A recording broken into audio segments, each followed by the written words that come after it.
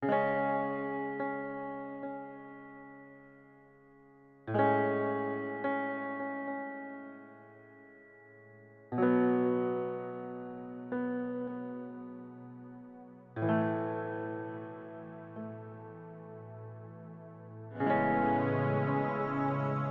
y a plusieurs choses. Ouais, déjà, c'est un peu une suite logique. Après avoir fait du mini, tu as beaucoup de coureurs qui font du Figaro. C'est un peu le passage à la classe supérieure. Donc c'était la première chose à l'origine. Moi, déjà, je voulais savoir si j'avais 6 mois de dispo, si je pouvais avoir ces 6 mois-là ou pas.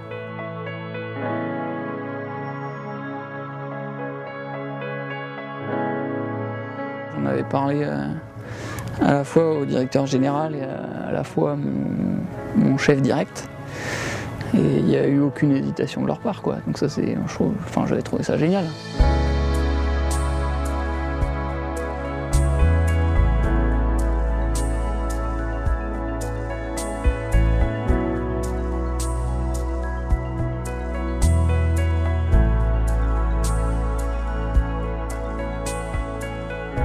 Et dans un deuxième temps, évidemment, l'idée c'était d'essayer de voir s'ils pouvaient me financer en partie, quoi. Et entre pause, et Benoît Le Cinq, le président, a été super réceptif dès le début.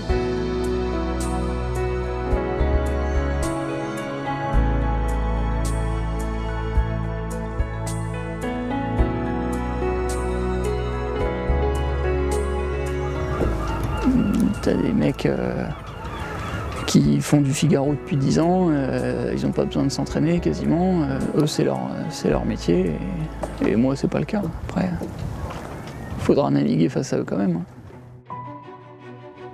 What I want to do, me, is want to do, priority is to do reaching with Solent and small kite.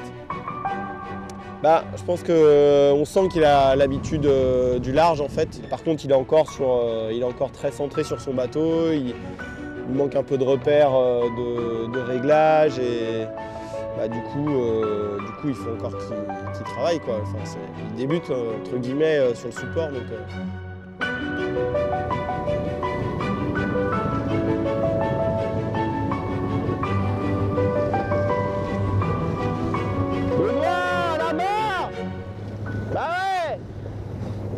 Techniquement, de toute façon, il y aura toujours un fossé, parce qu'en plus, on est dans une configuration où cette saison, la solitaire a lieu fin mai. Et du coup, le temps de préparation est très court, même s'il a eu la chance de pouvoir débuter très tôt son projet, quand même, parce qu'il a eu la confirmation qu'il pouvait attaquer en septembre. Enfin, ça reste une préparation très courte.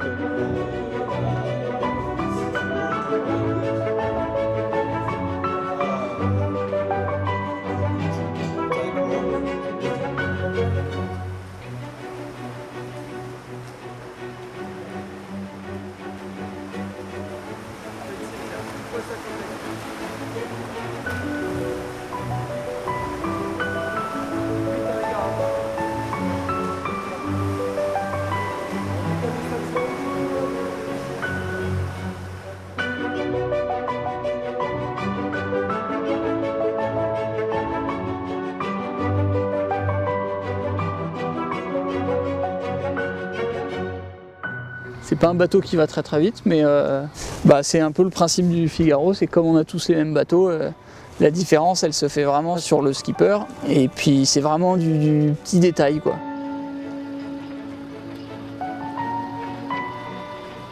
C'est hyper fatigant parce que c'est hyper intense du coup, quoi. Il n'y a aucun temps mort.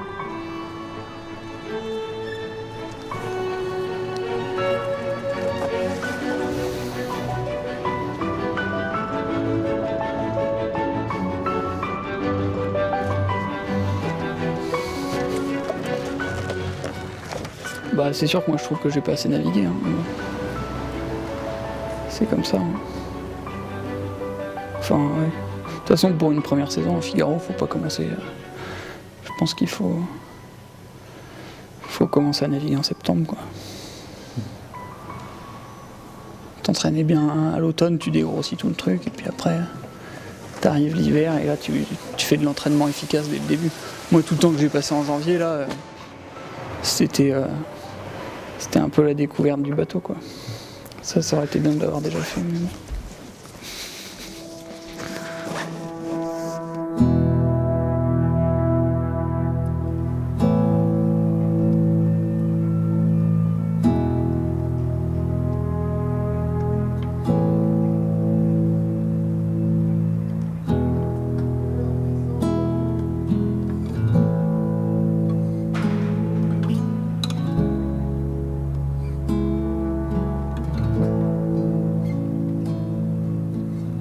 Là c'est un briefing sur le prologue qu'il y a cet après-midi et sur le départ, un peu spécifique sur le départ de la première étape demain, là, tous les dispositifs sur les bateaux, etc.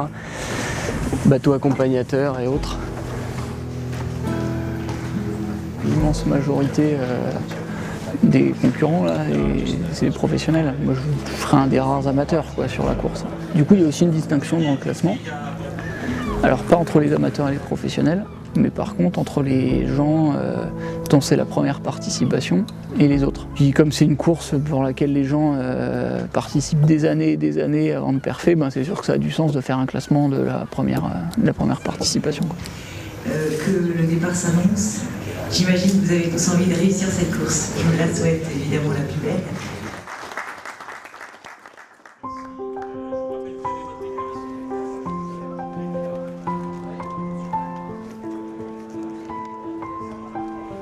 Je suis presque moins stressé que certaines courses d'avant-saison. J'ai l'impression d'avoir plus de mal à me mettre dedans, quoi. C'est assez bizarre. Là, on est veille du départ. Peut-être aussi le fait que tous les bateaux soient prêts depuis 2 jours. Ah, ça y est. Bon, ouais, c'est un peu émouvant quelque part. Hein. C'est un peu émouvant. On sent que la pression monte. On sent que c'est un peu plus préparé. Le skipper, on sent qu'il commence à être un peu sur l'écran. Hein. Personne t'entend parler, il n'y a que la direction de course qui t'entend. Je suis personnellement un régatier aussi, j'aime bien ça. Donc ce que fait Benoît, j'aurais rêvé le faire. Et puis quand il a fait la Mini Transat, ben forcément il avait sollicité Géocéan pour voir si on pouvait le sponsoriser. L'époque n'était pas favorable, on n'avait pas pu le faire et je l'avais beaucoup regretté. On ne fait pas du tout de stratégie seul dans son coin. C'est vachement que du petit positionnement tactique en fait. À l'époque, on n'avait pas pu le soutenir, avec beaucoup de regrets d'ailleurs. Donc on ne voulait pas renouveler cet acte manqué une seconde fois. Donc quand il est revenu avec son projet de Figaro, j'ai dit il faut absolument qu'on fasse quelque chose. On ne peut pas ne pas le faire. Voilà, il faut qu'on le fasse. A priori les routages là nous donnent en fin de nuit nous donnent 3 jours et 12 heures à peu près de course. Plus ou moins 6 heures. J'ai pris la décision en juillet, en accord avec Bruno Merten, le patron de Géocéan, qui était très motivé également. À l'époque, c'était assez facile. Bon, et ben... Bon, ça va être mou, non? Ça va être mou, bah, là il n'y a pas d'air. C'est arrivé à un bon moment, c'est arrivé au moment où Entrepose changeait d'identité visuelle. Quoi de mieux qu'une voile de bateau pour présenter cette nouvelle image?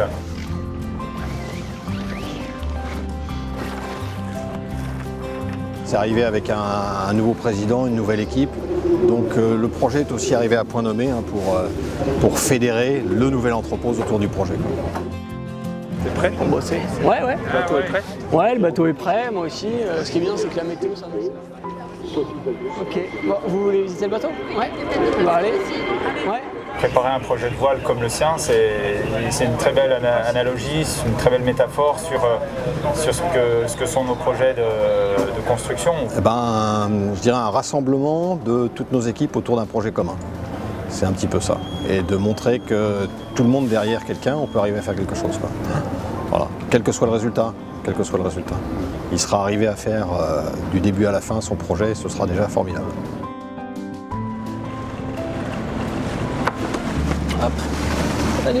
Même pour ceux qui sont pas régatiers, quand il avait fait la Mini Transat, on avait vu un engouement fabuleux dans la société, quoi. Tout le monde suivait ça, on avait installé un écran, les gens venaient à la pause café, alors où il en est, qu'est-ce qu'il fait. Donc c'est un projet fédérateur. Toute l'équipe de Géocéan s'était fédérée, s'était rassemblée autour de ce projet, quoi, et accompagné Benoît dans ses exploits. Et c'est quelqu'un de très humble, très posé, très calme. Et c'est aussi pour ça qu'il est fédérateur, c'est parce que tout le monde l'aime, quoi.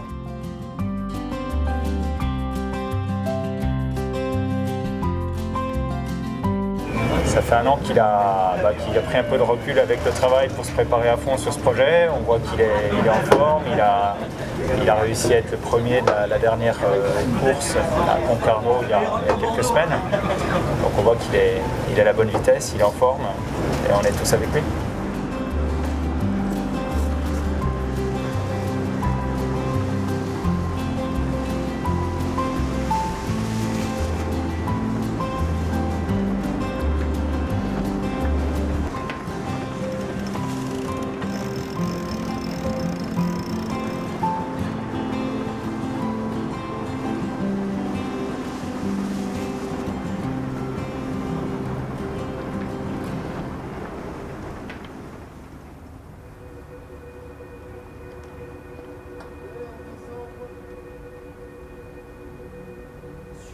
La mer d'Irois, on le voit ici à plus de 1025 hectopascales, tandis que dans le même temps, on a une dépression thermique qui va se former sur l'Espagne. On sera donc entre ces deux centres d'action avec un vent au secteur nord-est.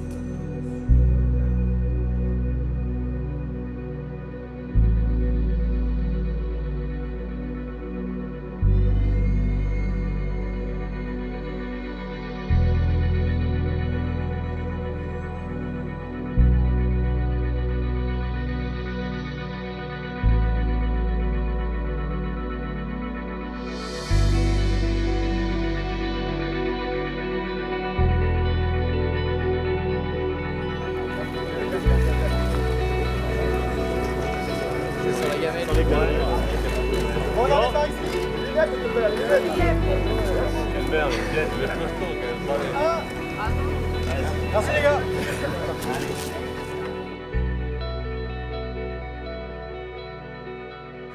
C'est dit que c'est un peu compliqué là, ça sent un peu l'état de piège, hein. Ça me fait un peu flipper là. En fait t'as la sortie de l'estuaire qui est vraiment déjà le pot de cul là, qui fait déjà peur. Et puis après ça, on va avoir plein de phases de transition, plein de phases de molle et tout. Et du coup, ouais, j'ai peur que ça puisse générer de l'écart. Et puis il n'y a rien qui est clair, les modèles ils changent un peu tout le temps, donc c'est un peu flippant. Ouais.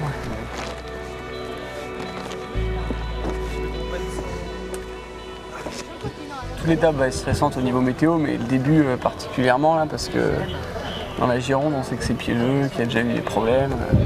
Il faut essayer d'enlever le plus d'aléas possible. Et puis des aléas sur un départ comme ça et sur la sortie de la Garonne, tu peux pas tout maîtriser quoi. Donc c'est vraiment top, mais c'est pas le jour, c'est pas le moment où tu te dis c'est vraiment top là, généralement. C'est pas là, t'es concentré dans ta course. Généralement, tu te dis plutôt que c'est top à l'arrivée. Bon, de toute façon, c'est compliqué là. Ça change tout le temps. Ouais, il essaie de communiquer un petit peu, mais on a besoin en fait de s'isoler et de se remettre en tête tout son schéma, même si tout n'est pas clairement défini, mais de se redire, bah voilà, je m'étais dit ça, à telle heure il faut que je fasse ça, etc.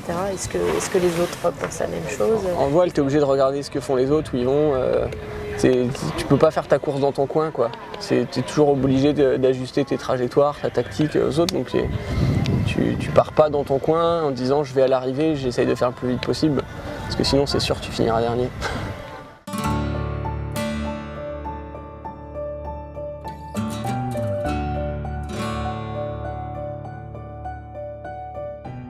Il espère pouvoir faire un podium en bisu. Après, de manière générale, voilà, il sait qu'il ne pourra pas gagner parce que c'est un tableau tellement impressionnant au niveau de ceux qui ne sont pas bisus que voilà, ça ne sert à rien de se dire j'y vais pour la gagner. Par contre, j'y vais pour la gagner en bisu, ben oui. Moi, je pense qu'honnêtement, il aimerait bien être premier bisu, ça c'est sûr. À l'ensemble des Figaro, cette 46e édition. Merci de penser à appareiller dès maintenant, donc à partir de 14h15. La hauteur d'eau est suffisante pour sortir du port. Je vous rappelle que vous dégagez immédiatement en aval pour retrouver la zone de plombage. Merci beaucoup.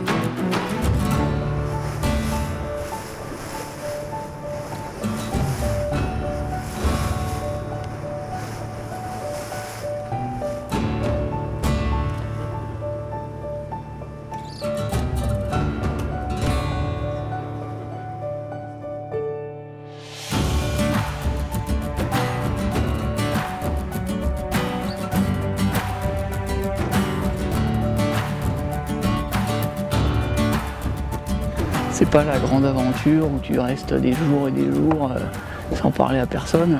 Là, c'est plutôt la guerre des nerfs. Tu sais où sont les autres, tu les vois sur l'ordinateur, tu vois leur position, leur cap. Donc non, t'as pas l'impression d'être tout seul.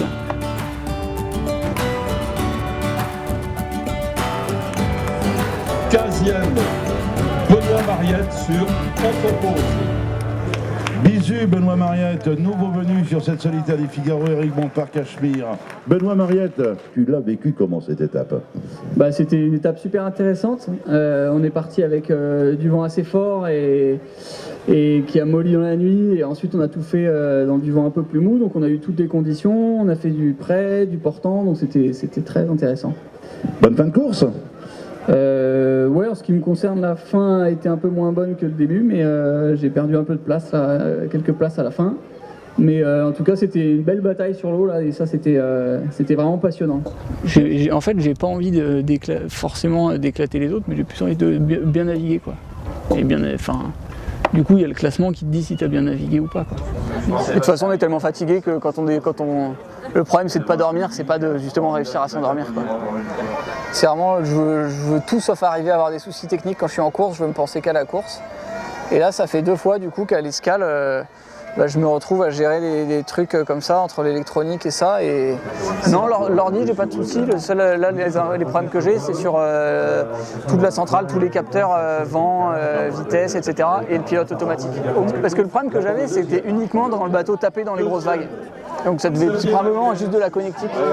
Et du coup, au port, tout marche très bien. Donc pour les techniciens, impossible de trouver le problème, quoi.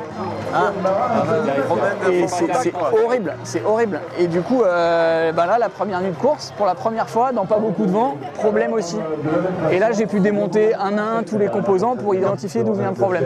Après, ils bossaient aujourd'hui, je les ai pas vus depuis. Tout à l'heure, je les ai vus au téléphone, ils étaient à bord. C'est quand même un handicap, non? Ouais, tu peux pas faire la course si t'as pas de pilote. Mais même, tu peux pas dormir, et puis même dès que t'as besoin d'aller, tu peux pas empanner par exemple. Tu peux pas lâcher la barre, tu peux pas aller à l'avant, tu peux pas. Donc t'es plus en course en fait quand t'as un problème de pilote. C'est très beau. Donc c'est horrible, quoi. Enfin moi, abandonner ou avoir un problème technique comme ça, c'est pas une option, quoi. Enfin, je fais pas tout ça pour ça, quoi.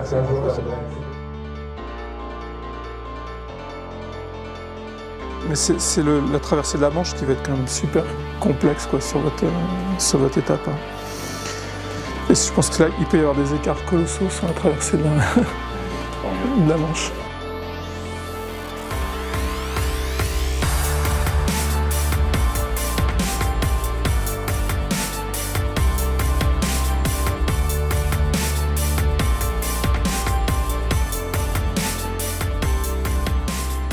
J'ai qu'une trouille là, c'est que je fasse la saison, j'apprenne plein de trucs sur le bateau, puis à la fin de la solitaire, je commence à sentir que j'ai appris des trucs, quoi. Puis là, faut tout arrêter. J'ai l'impression que c'est à la fin de la saison que je vais me dire, là, il faudra en faire une deuxième parce que là, je commence à comprendre comment ça marche.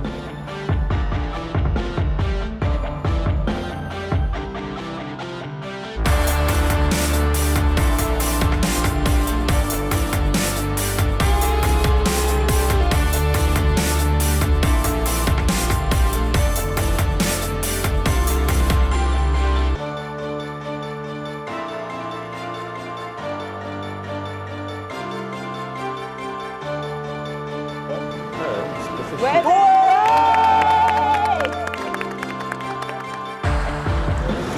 Tape là. Bon, ça va? Le bilan de ta première solitaire du Figaro? Ah, c'est génial. Ah, c'est trop bien. Ah, c'était vraiment top là. Là, je repars pour une étape directe. T'as eu la sensation d'apprendre plein de trucs, j'imagine? Ouais, mais il y a du boulot encore. Hein. Il y a vraiment du boulot. Hein. On te revoit l'année prochaine ou pas? J'aimerais bien, ouais. Ouais. Si je peux pas rester sur une étape comme ça, c'est pas possible.